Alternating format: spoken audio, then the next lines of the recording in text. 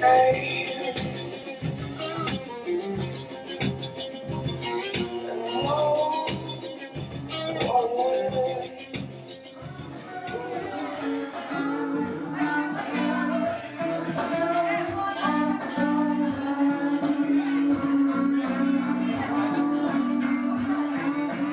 artist for Music Mondays. Howdy. Soft-spoken woman in particular, because that's personally one of my favorites. Something I can really, it's the jam. Something I feel like I can really feel.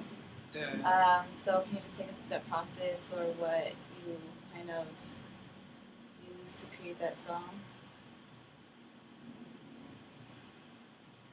Lyrically, it's literally, that's just me. It's just, I'm a very soft-spoken person. I'm not a person that's like, yeah, what's up, hey, everybody. I don't walk into a room like that. Like, I walk into rooms, I'm there, when it's my time to shine, I shine, but any time other in between that, I don't, I just kind of, I like dancing with people. And when you dance with people, you give someone else room to take the lead when they've got the vision, when they've got it clear. And a sensitive person sees when it's time to sit back and just go for a ride, and when to take the lead. And that song is kind of about my kind of struggle with that. Lyrically and, riff-wise, it's kind of my usual thing. The syncopated guitar with a little bit of a sort of sensual kind of feel to it. That's just kind of a trademark of mine that I've developed over the years. It kind of expresses that song in a way too, because the technicality of it is it's a very technical song, but it's subtle and it fits in so well that you're listening to it, you're jamming to it, you don't realize until you actually see me play it, you're like, holy shit, she's doing all kinds of really fucking crazy shit while she's singing and doing it elegantly and barely looking at the guitar the whole time, and I like that. Like, that's kind of the whole point of practicing a lot, because I like to be able to perform and look elegant and look like somebody who's just playing power chords, but I'm doing other stuff like Bernard Purdie. If you haven't heard of Bernard Purdie, look at the Purdie Shuffle, and he's like the definition of just that kind of awesomeness, because he's like playing these funk grooves, and the groove is so deep, and he's just so fucking sick.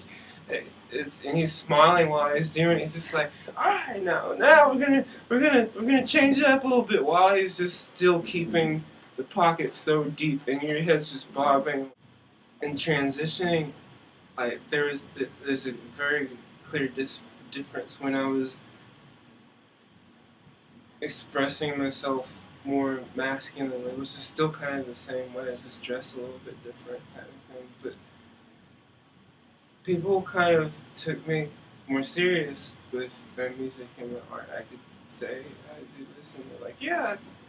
But when I came out as trans, like I noticed a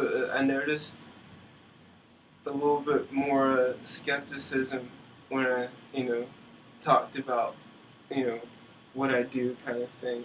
Just working with dudes, it's talked over and just kind of like, even though I know what I'm doing really well because I've been through so many mentors, I've been to school, I've done it prolifically my whole entire life, because I'm a total geek. I don't really have a lot of friends. I just literally close off and work on my craft. So I know what I'm talking about, but I'm not gonna shout and say, "Look, I know what I'm talking about." Blah blah blah blah blah. And it's like, okay. And so that song lyrically is kind of about that struggle with that. So what makes me successful at being a proficient musician is the fact that I don't see anything as hard. That I break it down and I make it into little chunks. It's like there's this saying I heard from an entrepreneur. It's like, how do you eat an elephant?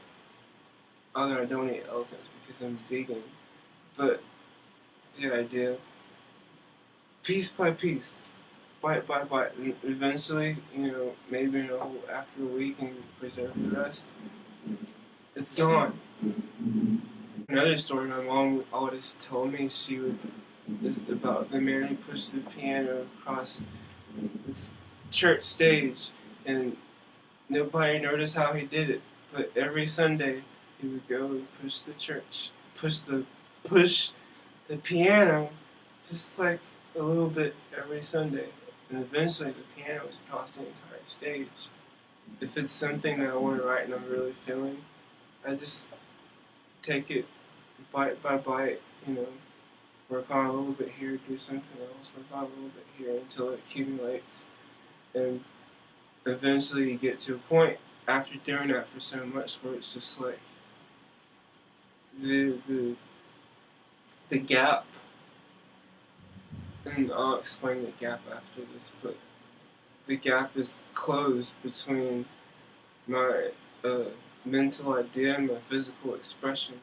Every artist, the struggle is to close that gap and make it as close of a gap as possible. And you'll never get it like that. It can seem like that to other people, but to get it as close as possible, because when you first start out, you have an idea and it takes you hours and hours to express it. I'm sure you know what I mean. It takes you hours just like, I see it so clearly, but I can't do it. And sticking with it and working on it, that craft of doing that in that area of artistic expression, you get to a point more and more where the gap starts closing bit by bit, and it's just like comes to a point where I have this riff in my head. Let's pick up the guitar and just okay, got it.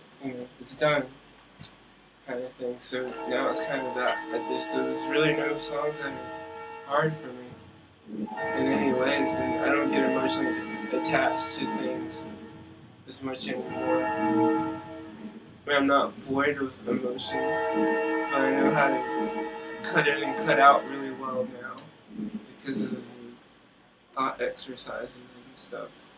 So then, like, after you've written these songs, you kind of, like, detach from them? Or how does that work? And when I write these songs, like, and after I've recorded them, I sit and I'm just kind of like,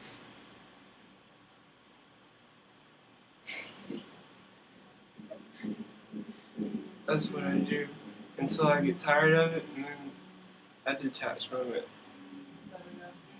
But it's kind of the best thing, having recording being so available to you, because it's like you can listen to yourself, outside of yourself, and just like, that's the feeling. I look like I'm having a tour about that, because I don't smoke weed. But I'm just kind of naturally that way.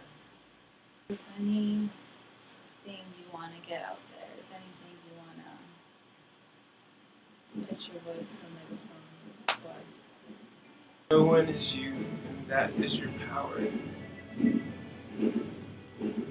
That's your power. No one is you. You have a life experience of your own, and that life experience has brought you to conclusions and skills and abilities that a lot of times go unnoticed because you're so busy living life. But sometimes if you just take time to just sit still and just listen, you start finding you again, you start finding that power. And when you do, be sure to use it. Because that's what the world needs, no matter how weird it is. Because I said this on my Facebook, that I feel like art and music are really an exercise of expressing your personal dedication and your personal freedom to your own ideas. And it doesn't matter how crazy it is. Actually, the crazier it is, and the more dedicated you are to how crazy it is, the more of a subconscious impact it has on the world, on society.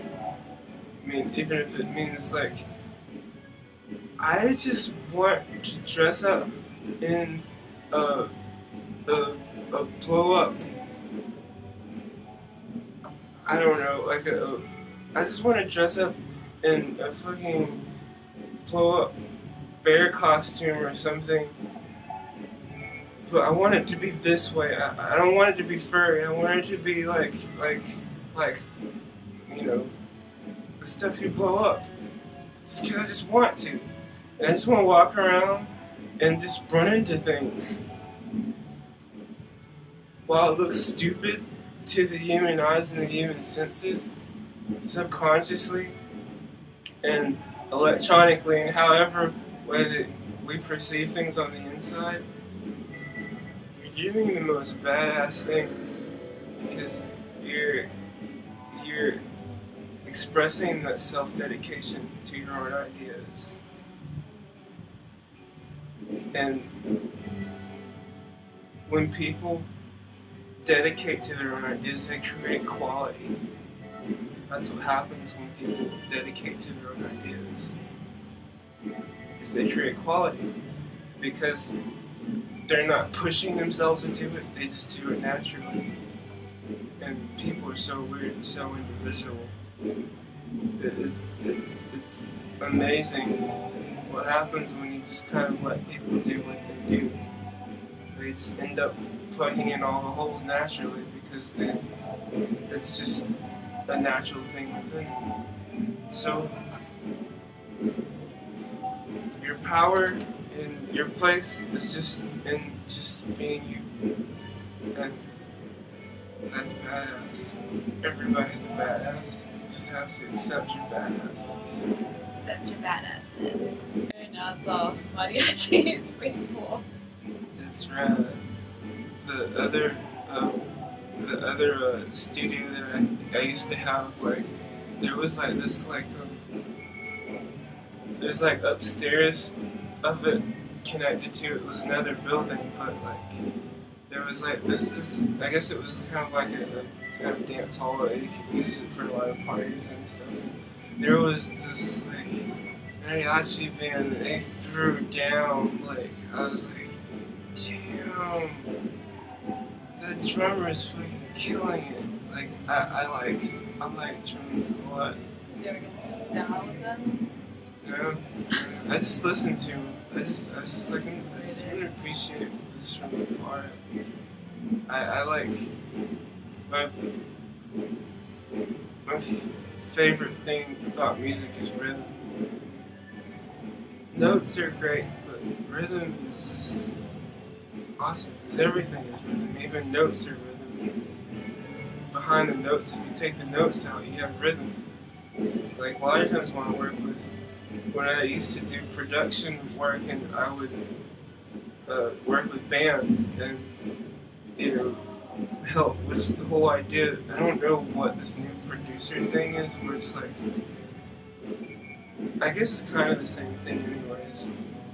Like, electronic producer, I don't think that should be called a producer, because what a producer does is take a group of individuals and kind of be like hype man, and like when they hear something that's sick, that's fucking sick. Stay there. Do that. Yes, that's it. Keep doing it. All right, and everybody else starts playing around it, and you find where they're okay. They're locking in. When they lock in, yes, that's it. That's the part. That's how a really good producer works. That's how like that was the difference in between like James Brown and George Clinton, because some history. At a certain point, all of Bootsy Collins and all the other musicians that worked with James Brown, they split off and started working with George Clinton. First it started off because Bootsy was saying something behind James Brown's back, and he caught it and he was just like, "You're fired." And so he started working with George Clinton, and George Clinton had a way of doing that. He wouldn't tell anybody what to play. He would just kind of get off an idea, kind of beatbox an idea that he had in his head, and just people would start. They would start, kind of playing around it, and he would just listen, and then when it was there, he acknowledged it, and it was like, yes, that's it, that's the jam, and that's just working with life in general that way is a really great way of working with life, not just musicians. And well, thank you so much for taking the time out of your day to talk to us and drop some wisdom, and I really appreciate you. If you groove like a whole time movie, always happy to oblige. Alright, so check in for next week's Music Mondays for another feature. This was Naia Izumi.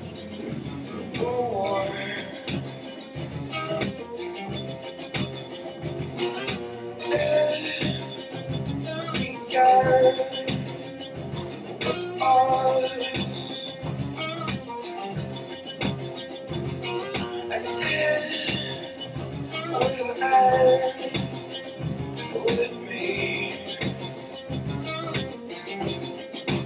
walking away.